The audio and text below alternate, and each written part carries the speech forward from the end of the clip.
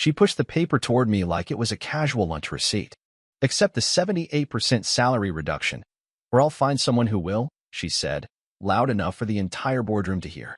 Her tone was dry, smug, her eyes scanning the room for reactions, not mine. For them. For the staff. For the power play. And they all laughed. God, they laughed. That was the moment I stopped loving her. My wife, Vanessa, wasn't just my partner at home. She was head of HR at the same firm I'd helped build from the ground up. We used to joke that we were a power couple.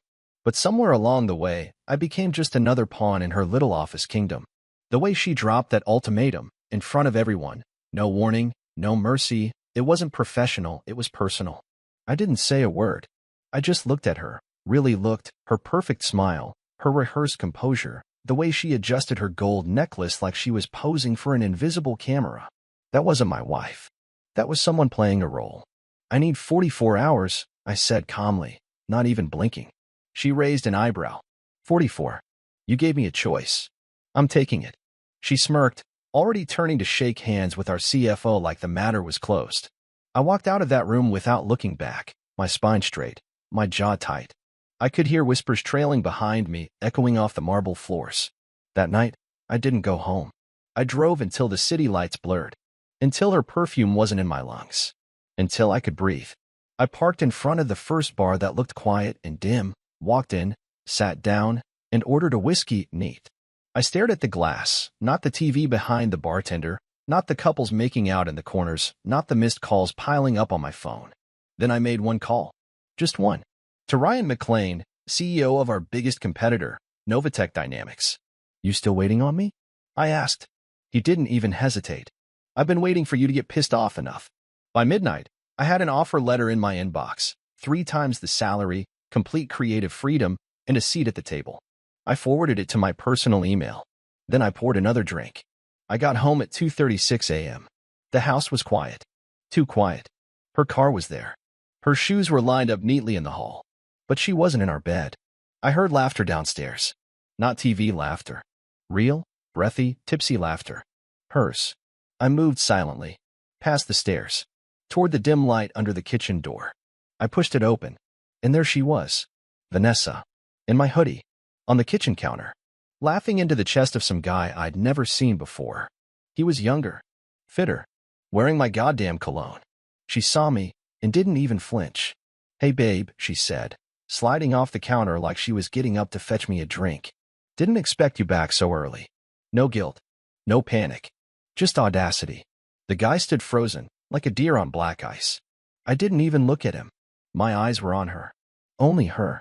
I thought we were cutting back, I said, my voice steady. Didn't realize the budget included house guests. She smirked. Oh please. Don't get all dramatic. We've both been bored for months. I just had the guts to admit it. I stared at her. At the woman I used to build dreams with. And all I could think was, this wasn't the betrayal, it was the reveal. The mask was off. This was who she'd been becoming, slowly, piece by piece. I accepted a new offer tonight, I said. Oh, she replied, leaning against the fridge, arms crossed, pretending to care. Please tell me it pays more than your ego. I smiled for the first time that night. It pays enough to buy this house back when the bank takes it from you. Her smirk faded. Just a little. Just enough. This was only the beginning. And I hadn't even started yet. She didn't answer right away. Her eyes flicked to the guy beside her, still frozen like a statue, then back to me. You're bluffing, she said, but her voice dipped, her confidence slipping under the weight of my calm. I don't bluff, I said, pulling my phone from my pocket and opening the offer letter. I turned the screen toward her. I start in 2 weeks. Her face didn't twitch, but I saw her throat tighten as she swallowed. Novatech, she said, trying to sound unimpressed. Really? You're crawling to them now. They didn't make me crawl, I said. They opened the door and pulled up a chair. She let out a laugh, sharp and bitter. Good. Go play king over there. Maybe someone will finally kiss your A** like you've always wanted. I stared at her, and for a second, it was like I was seeing her for the first time. The way she leaned on cruelty like it was charm. The way she used people like ladders, then kicked them down the moment they reached her level. Don't worry, I said. I'll be out by the morning. She blinked. Wait, what? You wanted to humiliate me at work. You did. You wanted to rub some new toy in my face. Congrats, you nailed it. But you don't get to enjoy the fallout. I'm not giving you that. She rolled her eyes and turned to the guy, who had finally found the courage to speak. Maybe we should go. Ness, he muttered, clearly regretting ever stepping foot in our home. She ignored him. What are you even planning? You think leaving first makes you the hero? I leaned in slightly. No. I think leaving first means I don't have to watch you rot. Then I turned and walked upstairs, closed the bedroom door behind me, and packed everything that mattered into one duffel bag: my laptop, my passport, my grandmother's watch, the framed photo of my parents on their wedding day. She didn't follow. Not once. Not even to argue. The next morning, I was gone by 6 a.m. I didn't leave a note. I didn't slam the door. I just left the keys on the counter and walked out. By the time I reached the office, word had already spread. Vanessa's voice cracked when she tried to spin the story, but no one was buying it. HR queen or not, they all knew what she did. I could see it in their eyes. Some pitied me, others respected me. A few just looked scared, probably wondering how long until she turned on them too. I met with the CEO that afternoon to finalize the terms of my departure. He was polite, professional, but clearly uncomfortable. I didn't know she was going to pull that, he said. Of course you didn't, I replied. That's how she operates. She's valuable, he added. Until she turns the blade on you, I said, standing up and offering my hand. Good luck. Outside the office building, I paused on the steps and looked up one last time. My reflection stared back from the glass, older, harder, but clear. I felt like a man who had just escaped a burning building. Everything behind me smoldered, but everything ahead was wide open. That night, I checked into a hotel with a corner view of the city. I ordered a steak. I drank 2 glasses of bourbon. I opened my laptop and began drafting my transition strategy for Novatech. I was done crying, done second-guessing, done pretending that betrayal was my fault. I'd been sleeping next to a stranger for years, and I just hadn't noticed. Now, I wasn't sleeping. I was waking up. 2 days after I left, she called. Not to apologize, Vanessa didn't do apologies. She called to ask if I'd taken the fireproof folder from the safe. I let the silence hang for a second before answering. I did. A sharp inhale. That wasn't yours. Neither was half the money you blew redecorating your office. But here we are. She hissed through her teeth. You have no idea what you're doing. I do, actually. I'm protecting what's mine. You should try it sometime, instead of playing HR dominatrix to every man who walks into your department. That hit. She hung up. A week passed. Then I got an email from an old friend inside the company, David Chin, our lead developer. Subject line, she's spiraling. He'd attached screenshots, chat logs, internal memos. She was throwing people under the bus, blaming junior staff for budget issues, firing a guy for speaking up in a meeting. Classic Vanessa. Trying to claw back control with bloodied fingernails.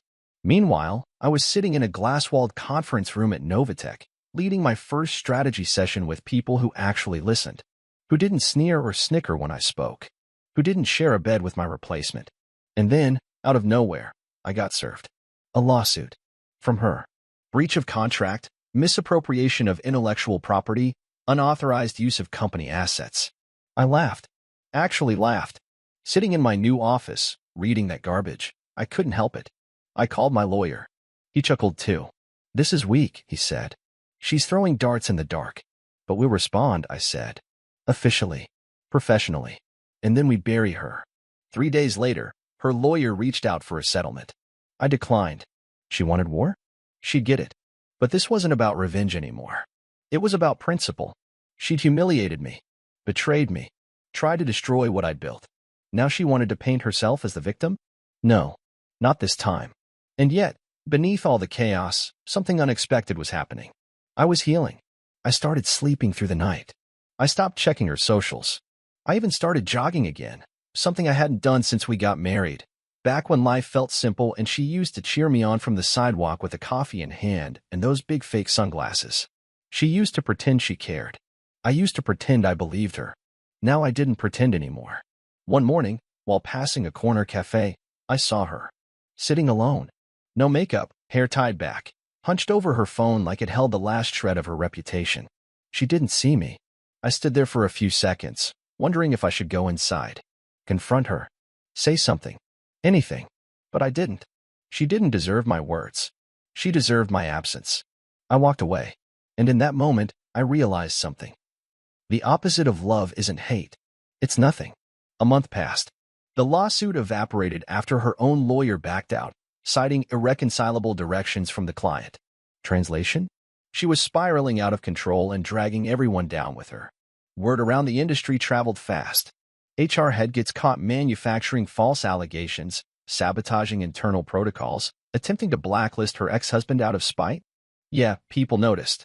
The same people who used to chase her around at networking events now pretended not to see her when she walked into her room. And I thrived. Novatech didn't just give me a desk and a title, they gave me space. Creative space. Power without ego. Authority without politics. I could finally breathe. Build. Lead. Everything I'd thought I was doing at my last company but wasn't. But the nights were still quiet. Too quiet sometimes. It's one thing to win. It's another to win alone. Then, one night, 3:08 a.m., my phone buzzed. Unknown number. I let it ring. 2 minutes later, it buzzed again. Same number. I picked up. A deep breath. Then her voice. Soft. Shaky. Do you ever think we went too far? I said nothing. She continued, like, maybe we both said and did things we shouldn't have. You mean like sleeping with another man in our kitchen? I said coldly. Silence. Then, I didn't mean for it to happen like that. No one ever does. I was lonely. Okay. She snapped, the venom returning. You were always working, always chasing something. You wanted attention. You got it. She fell quiet again. Then, barely a whisper, I lost everything. For a second, I almost felt bad. Almost. Then I remembered the boardroom. The laughter. The smell of that guy's cologne in my kitchen. I said. And I won't. I don't want money, she said. I don't want anything. I just wanted to hear your voice again. You just did, I replied, and hung up. The next day, I received a small envelope at my office. No return address. Inside was the photo our wedding day. The original. Not a copy. Just the photo. I stared at it.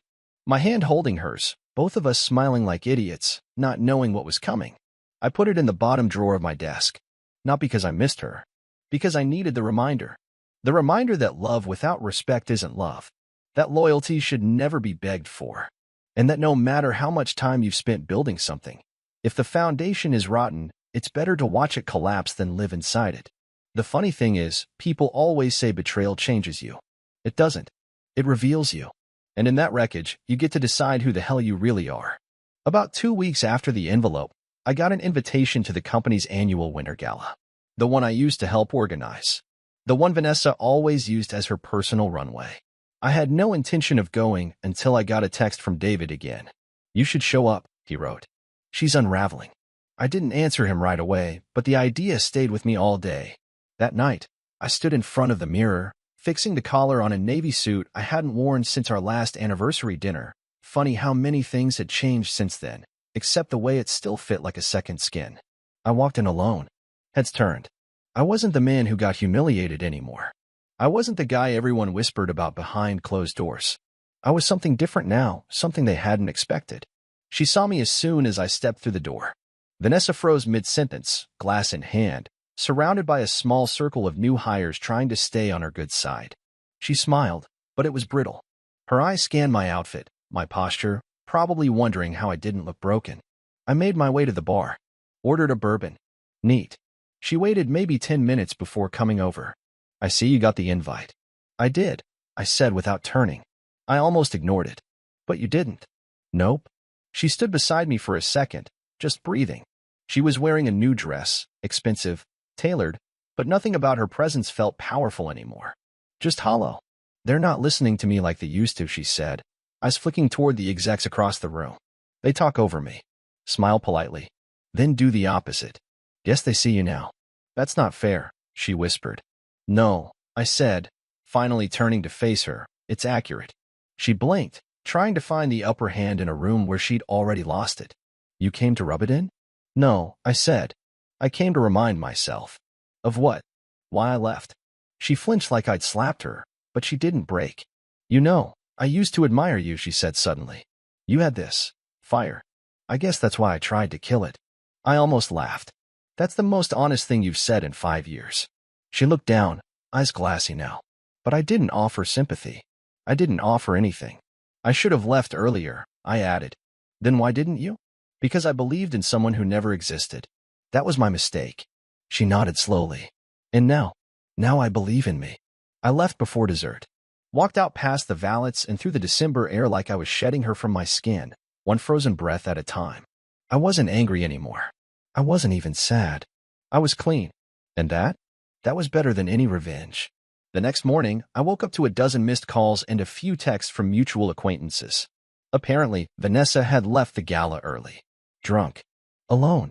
Rumor was she tried to corner the CFO in the parking garage, pitched some half-baked restructuring plan she claimed would fix morale. He shut her down cold. She screamed. Someone recorded it. By sunrise, the clip was quietly circulating in industry group chats. She didn't call me again. Instead, I got a message from her sister, Erica. We'd always gotten along, even after the divorce storm started. Erica kept it short. I don't know what she expected. She built the fire, and now she's choking on the smoke. Just wanted you to know. I always thought you deserved better. I stared at those words longer than I should have. It's wild how people see you differently once you're no longer orbiting someone toxic. Suddenly, you're not the quiet one or the fool who stayed. You're the one who survived it and walked away with your dignity still intact. A few weeks passed. Then something unexpected happened. I was at a panel event in Chicago, speaking about ethical leadership and creative freedom in fast-growing companies. Afterward, this woman approached me, mid-30s, sharp eyes, no-nonsense vibe.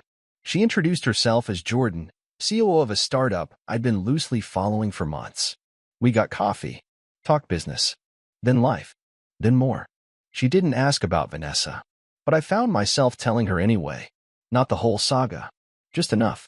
She didn't flinch, didn't judge, just said, sometimes poison looks like perfume. That line stayed with me, maybe forever. Vanessa, meanwhile, faded out of my world like background static. I heard she was put on leave. Something about creating a hostile environment. HR irony at its finest. One night, while scrolling through my inbox, I found an old message from her, dated a year before the boardroom stunt. It was short. Dinner's cold. Where are you? At the time, I was finalizing a huge deal. I remember seeing the message, ignoring it, thinking I'd heat up the plate later. I never did. It hit me then. I didn't lose Vanessa when she brought that man into our home. I've been losing her, silently for years. We just finally gave up pretending at the same time. And that was the truth I'd been running from. Not the betrayal, not the spectacle, but the slow, silent rot between two people who stopped being us. Now I don't chase ghosts. Now I chase what's real. Spring came fast that year. It felt like one day I was pulling up my coat collar to block the wind, and the next, I was walking into meetings with my sleeves rolled, coffee in one hand, new ideas in the other. The last conversation I had about Vanessa came from the most unexpected place, her mother. I was walking through a Sunday market, picking up vegetables I wouldn't cook and fruit I'd probably forget in the fridge. That's when I saw her. Carolyn. Same posture, same pearl earrings. Only her eyes looked older. She stepped in front of me before I could duck away. I'm not here to cause drama, she said. I wanted to tell you something. I stayed quiet. She's not okay, Carolyn continued. But you probably already knew that. I did, I said. For a long time. She sighed. We all failed her. In different ways. Maybe, I said, but she didn't have to drag me down with her. Carolyn nodded slowly. I see that now. I didn't before, but I do now. There was a silence between us, thick, honest. She never stopped talking about you, she added. Even when it was bad. Especially when it was bad. That's not love, I said. That's obsession. There's a difference. She didn't argue. She just said, take care of yourself, and walked away. And that was it. The last thread tying me to Vanessa cut clean, right in the middle of an open-air market under a blue sky. I met Jordan again later that week. We had dinner at a place she picked, small, hidden, the kind of place with no menus and candlelight that made everything feel like a secret. She asked me how I was feeling these days. I told her the truth. Like I finally stepped out of someone else's story and started writing my own. She smiled.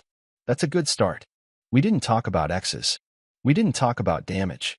We talked about possibility, about where to go next. And I realized I wasn't bitter. I wasn't broken. I was free. Not the kind of freedom you scream about. The kind you whisper to yourself when no one's watching.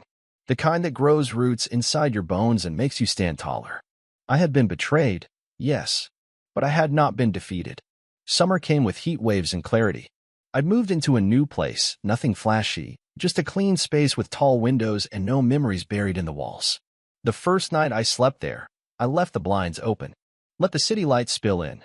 No more dark corners. No more lies hiding behind routine. Work was good. Better than good. My ideas were being implemented across 3 departments. My team respected me, trusted me, and I started mentoring a few younger guys, helping them avoid the same traps I'd fallen into. One afternoon, I was in a meeting when a junior analyst, Tim, bright kid, asked me, "How do you keep work from eating your personal life?" I didn't answer right away. Because I didn't. Not before. I used to think providing was enough. That as long as I was building something, it counted. But I'd been building on sand, with someone who was standing by with a match and a smile. So I said this: balance isn't about time. It's about presence. If you're with someone who makes you feel like you always owe more, leave. That debt never clears. He nodded, wrote it down. I watched him and thought, maybe that's what this was for. Maybe the whole storm I went through wasn't to break me, but to give someone else a compass. I hadn't spoken to Vanessa since the market. Occasionally, I'd hear her name in some business gossip thread. Rumors. Nothing solid. I didn't care. What mattered was what I knew. I knew who I was now. I knew what I'd survived. And most of all, I knew I'd never settle for less than respect again. Not from a partner. Not from a boss. Not from anyone. One night, months after everything, I got a letter. Handwritten. No name. No return address. The handwriting was hers. I knew it instantly. I didn't open it right away. I sat with it. Thought about the man I used to be, the one who would have torn it open and searched every line for hope or closure. But I wasn't him anymore. I tossed it in the drawer, unopened. Not out of hate. Out of peace. Because I didn't need her words to finish my story. She was a chapter. I was the book.